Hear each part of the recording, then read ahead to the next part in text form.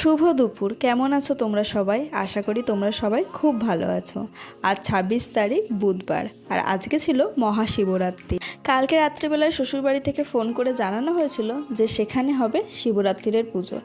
আমাকে যেতে হবে, তাই আমি সকাল সকাল স্নান করে রেডি হয়ে নিয়েছিলাম। এটা আমার প্রথম শিবরাত্রির পুজো। এর আগে আমি কোনোদিন এই পুজোর উপোস করিনি। রেডি হয়ে বেরিয়েও পড়েছিলাম, আর ৫ মিনিটের মধ্যে পৌঁছেও গেছিলাম। এসে প্রথমেই চলে এসেছিলাম ঠাকুর ঘরে, আর তারপরে ওখানে আমরা ৩ জন মিলে জোগাড় করতে বসে পড়েছিলাম, কারণ ব্রাহ্মণ আসার টাইম হয়ে গিয়েছিল। আমাদের জোগাড় হয়ে গেছিলো, তবুও ব্রাহ্মণ আসেনি, তাই ব্রাহ্মণের বাড়িতে তাকে ডাকতে যাওয়া হয়েছিল। পুজো শুরু হতে যেহেতু দেরি হয়ে গেছিলো, তাই শেষ হতেও প্রায় 4টে বেজে গেছিলো। তারপর পুজোটা শেষ করে আমরা সবাই মিলে একটু সাবু খেয়ে চলে গেছিলাম পাশের একটা মন্দিরে পুজো দেখতে। সেখান থেকে বাড়ি ফেরার পথে এখানে শিব দুর্গার একটা পজিশন নিয়ে যাচ্ছিলো, সেটাই দেখছিলাম। পাশের মন্দিরে আনা হয়েছিল এই মূর্তিটা।